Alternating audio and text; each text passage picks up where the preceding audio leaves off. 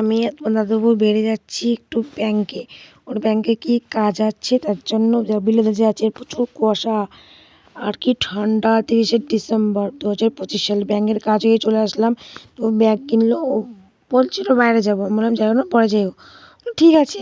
তুই হঠাৎ ব্যাগ কিনলো, তাও অতটা বুঝতে পারি না। দিয়ে ও বাড়িতে এসে টেসে একটু এক জায়গায় গিয়েছিলাম, যে ব্যাগ গোছাচ্ছে আর রাস্তায় যাচ্ছি, এই যে তো চলে যাচ্ছি আমি।